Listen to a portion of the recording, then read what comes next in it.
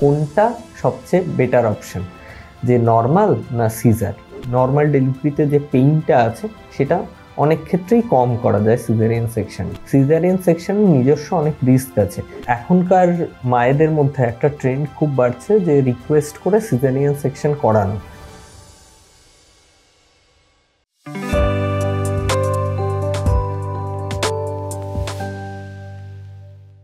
ডাক্তারবাবুর ইউটিউব চ্যানেলে আপনাদের সবাইকে স্বাগতম। আমি ডক্টর পল্লব রায়। আমি consultant gynaecologist, obstetrician and infertility specialist. আমি মূলত সাউথ কলকাতায় প্র্যাকটিস করি।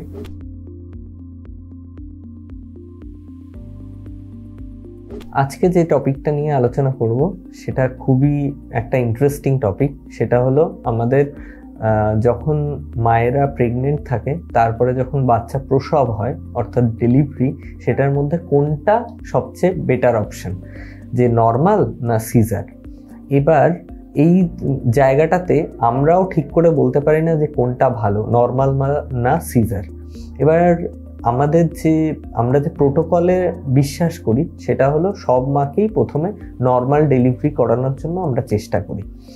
এবার নর্মাল ডেলিভারির ক্ষেত্রে কিছু কিছু সুবিধা আছে।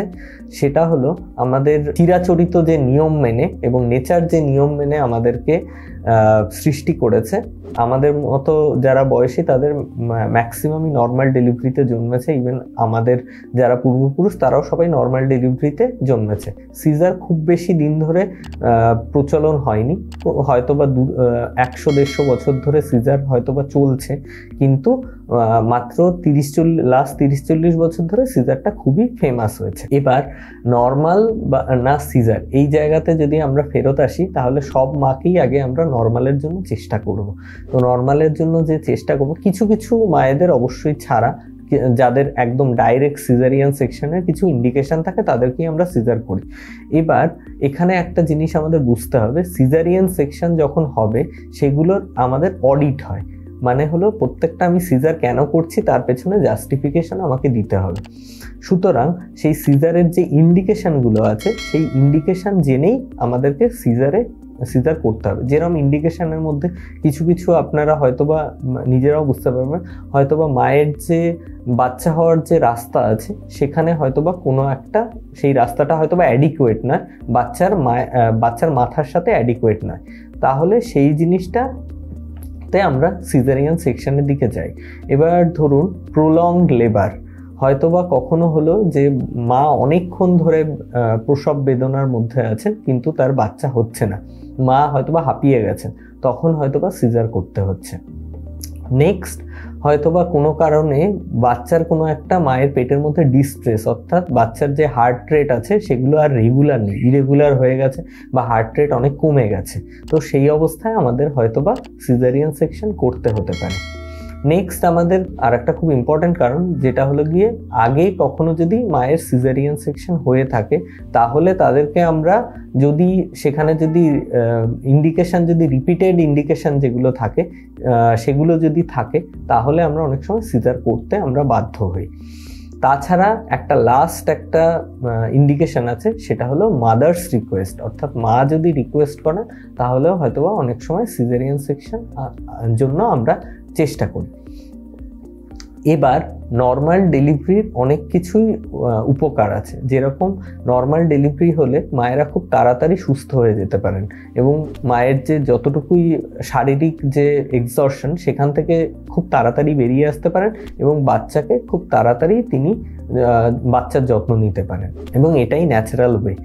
এছাড়া সিজারিয়ান সেকশনে যেটা হয় সেটা হলো আমাদের যে নর্মাল ডেলিভারিতে যে পেইনটা আছে সেটা অনেক ক্ষেত্রেই কম করা যায় সিজারিয়ান সেকশনে, কিন্তু সিজারিয়ান সেকশনে নিজস্ব অনেক রিস্ক আছে, যে পেটটা যে কাটা হচ্ছে এবং সেখান থেকে যে বাচ্চা বেরোচ্ছে, তো তার ফলে অনেকটা সময় লাগে মাকে পুরোপুরি ঠিক হতে।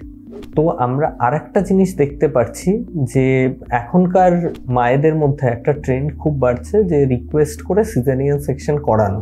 সেখানে মায়েদের খুব কনভিনিয়েন্ট হচ্ছে কখন বাচ্চা হবে এবং তিনি কোন সময়টাকে তিনি চুজ করতে পারছেন, জায়গাটাকে তিনি চুজ করতে পারছেন, সুতরাং এরকম একটা টেন্ডেন্সি এখন খুব দেখা যাচ্ছে। কিন্তু এখানে আমি এই সুযোগে একটা প্রসিডিওরের কথা আপনাদেরকে বলবো, পেইনলেস নর্মাল ডেলিভারি, যেখানে সামান্য কিছুভাবে অজ্ঞান করে আমরা পেইনলেস নর্মাল ডেলিভারি করতে পারি।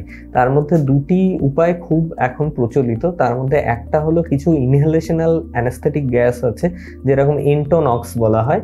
সেই গ্যাসের মাধ্যমে লিভার পেইনকে যতটা পারা যায় কমিয়ে দেওয়া হয় এবং তাতে মা খুবই অনেকটাই কম পেইন নিয়ে বাচ্চাকে ডেলিভারি করতে পারে। এবং আরেকটি খুব প্রচলিত মেথড হলো এপিডিউরাল অ্যানেস্থেসিয়া। তো সেখানে মায়ের একটুখানি লেবার প্রগ্রেস হওয়ার পরে পিঠে একটা ইনজেকশন এবং ক্যাথেটার সেখানে প্লেস করা হয় এবং তার মাধ্যমে ইন্টারমিটেন্ট ওয়েতে মাঝে মধ্যে একটু একটু করে ড্রাগ মায়ের শরীরে দেওয়া হয় এবং তাকে পুরোপুরি যে লেবার পেইনটা আছে সেটাকে কমিয়ে রাখার জন্য অ্যানেস্থেসিয়া দেওয়া হয়। তো এই দুটো উপায় একটা পেইনলেস নর্মাল ডেলিভারি, যেটা এই সিজার এবং নর্মাল ডেলিভারির মাঝখানের একটা পন্থাও অনেকেই অবলম্বন আজকালকার দিনে করছেন।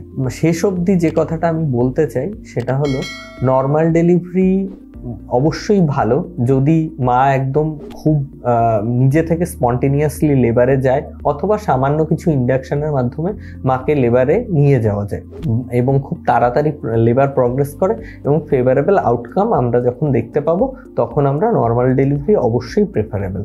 কিন্তু অনেক সময় দেখা যায় যে এগুলোর থেকে কখনোই সামান্য কিছু একটা বিচ্যুতি হলো এবং আমাদের দেখা গেল যে মা বা বাচ্চার জন্য রিস্কি হবে প্রসিডিওরটা, নর্মাল প্রসিডিওরটা, তখন আমরা সিজারে শিফট করি। সুতরাং নর্মাল ডেলিভারি এবং সিজার দুটোকে আলাদাভাবে আমাদের ভাবার কোনো মানে নেই। আমরা যখনই নর্মাল ডেলিভারি ট্রায়াল দেব, অর্থাৎ চেষ্টা করব, সেই সময় আমাদের ব্যাকআপ হিসেবে সিজারিয়ান সেকশনেরও কথা আমাদের সবসময় মাথায় রাখতে হবে। আমরা যারা অবস্টেটিশিয়ান, যারা মাকে বারবার করে আমরা অ্যাসেস করব, তখন আমরা দেখব তার জন্য নর্মাল ডেলিভারি ফেভারেবল না সিজার ফেভারেবল। এই ধরনের আরও ইনফরমেটিভ ভিডিও দেখার জন্য ডাক্তারবাবুর ইউটিউব চ্যানেলটিকে সাবস্ক্রাইব করুন এবং বেল আইকনটি প্রেস করুন, এবং এই ধরনের ভিডিওগুলি আরও যাতে লোকেরা জানতে পারে তার জন্য লাইক, কমেন্ট এবং শেয়ার করুন। এছাড়া যদি আমার সাথে ডাইরেক্ট আপনারা কনসাল্ট করতে চান তাহলে স্ক্রিনে দেওয়া নম্বরে যোগাযোগ করতে পারেন। নমস্কার।